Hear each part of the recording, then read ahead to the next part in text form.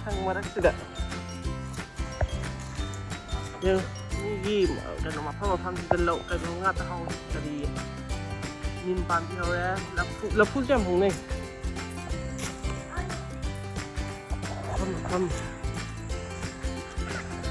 Mandi salah tu le. Society.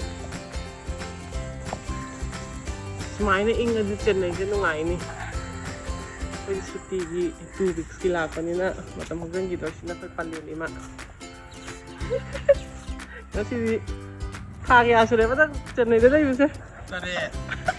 Tadli siya. Tadli mo na, kuwa lang nila. Nah, murong siya umurong ni. Umurong ah? Peri-peri ta.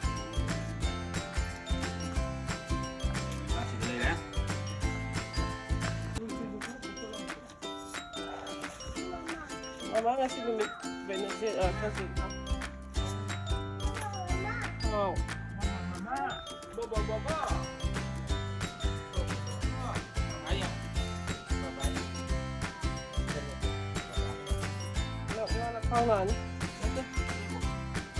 Wow. Saya. Di Bangalore dia yang mau sama. Gua masam tu dia macam tu dan.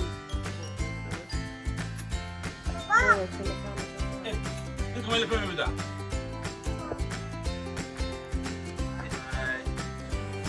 Mayam ngasi di ngasai le futuro hek pada tu pak nam cha je na mayam sona betul dore. Ngasi di le foi le pan betul na. Kang cha na ba. Di sana le futuro tau na ba. Bagi le futuro soi ba haujen na ba tau ke tu.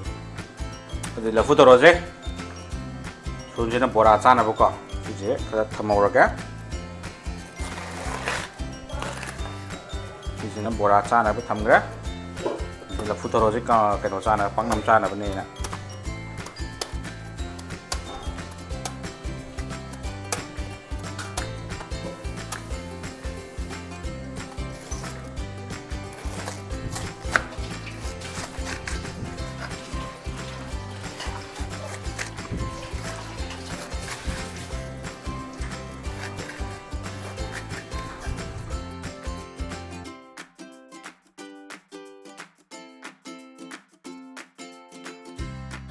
Morok sih, hauzal lagi.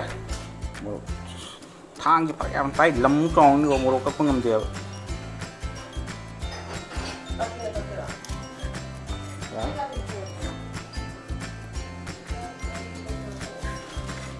Morok sih, tengkai tatuan ni.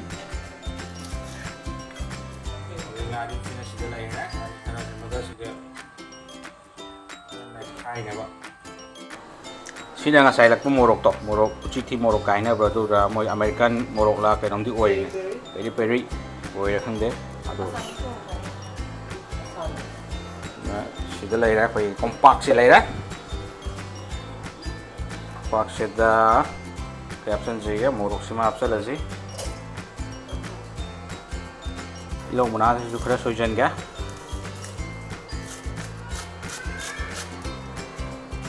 saugri kalau tu fong je na hai na re saugri kalau ga ini kalau apsal laga paknam ge torga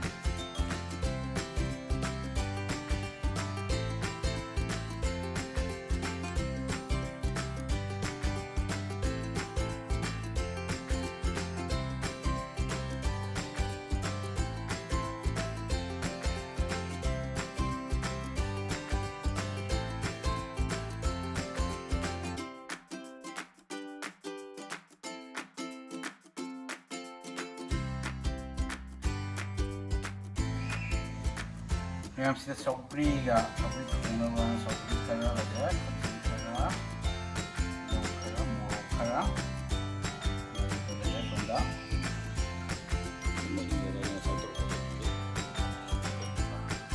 तो बगी बेसन में कहाँ पर चंदन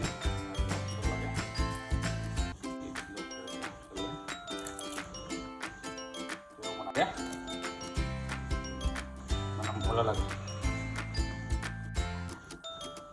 drop sudah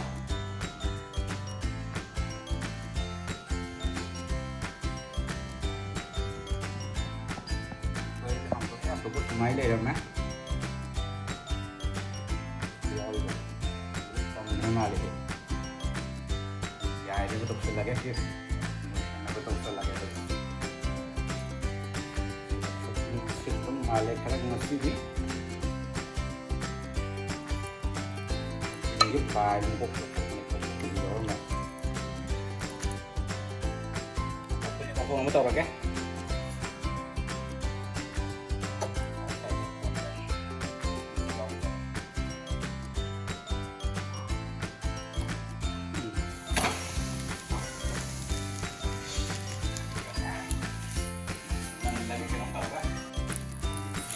Gana sige po ini udah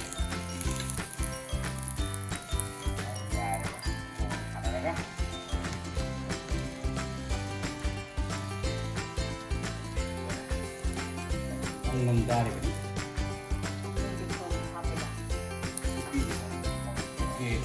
pangandaw ko di semi ko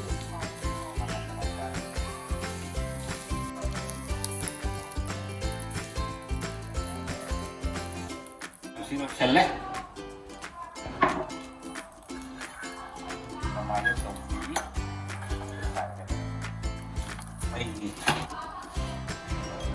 mây sama tôi ini tahu tidak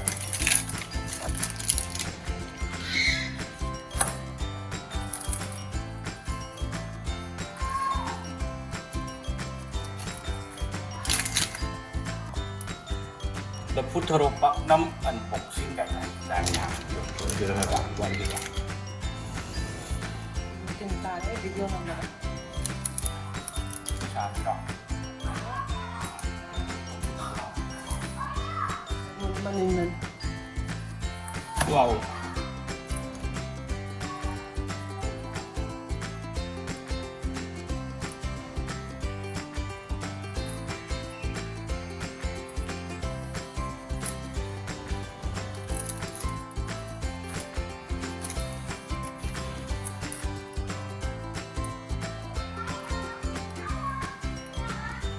Ini ada ngomong saya.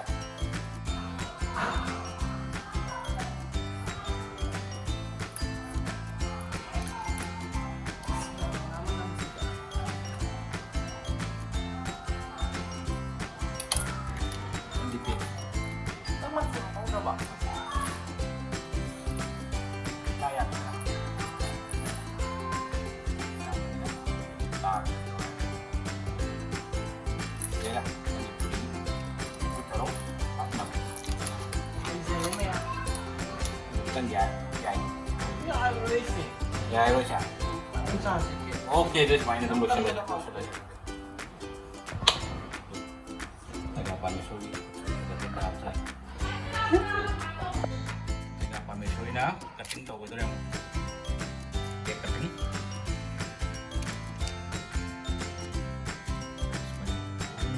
Muntar.